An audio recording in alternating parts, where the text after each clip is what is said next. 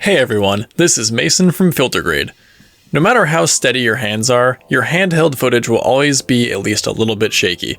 This is where Premiere Pro's stabilization features come into play.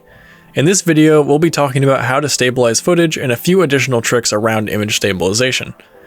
The standard method of image stabilization is Warp Stabilizer. Simply search for Warp Stabilizer in the effects panel under Distort, then drag the effect onto the footage you want to stabilize. The analysis will start running automatically. In the meantime, you can adjust a few settings based on your exact needs. The first setting is Result. The first option here is Smooth Motion, which maintains the original camera movement, but just makes it smoother.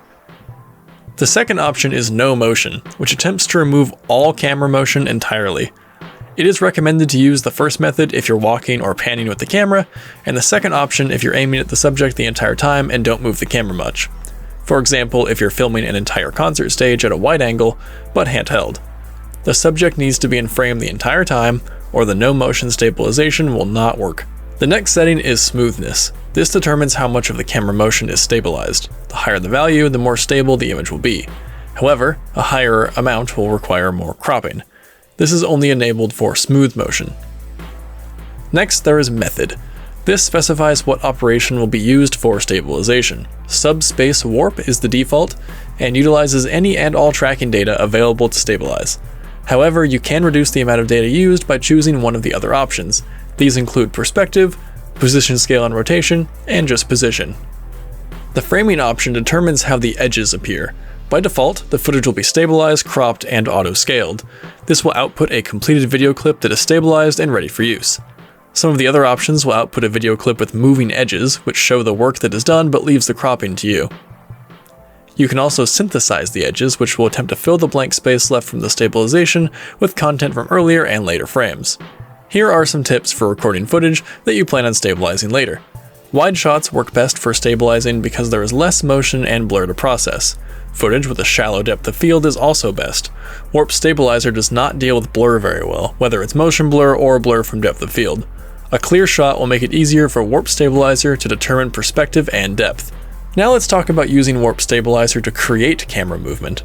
If you're trying to do an interesting special effect in Premiere Pro, then you probably filmed your shot from a tripod, so the footage is perfectly stable. Once you've done your awesome edit, you probably want to add some camera shake to make it look handheld. This tends to make effects look more convincing. You can of course use keyframes to create fake motion, but why not create motion based on real camera movement? To do this, film something handheld with roughly the motion you'd like to have applied to your tripod clip. Bring this footage into your timeline and nest the sequence.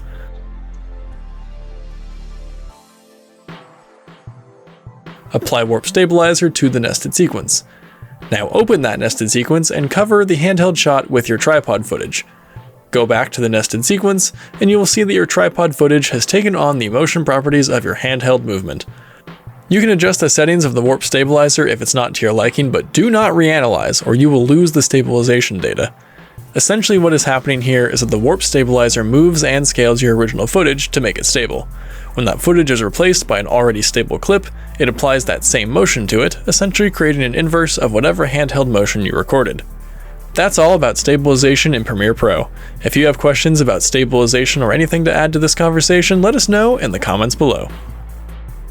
If you enjoyed this video, be sure to like and subscribe and leave a comment down below. And if you're looking for professional LUTs, Lightroom desktop and mobile presets, Premiere Pro templates, and more photo and video education, visit FilterGrade.com today.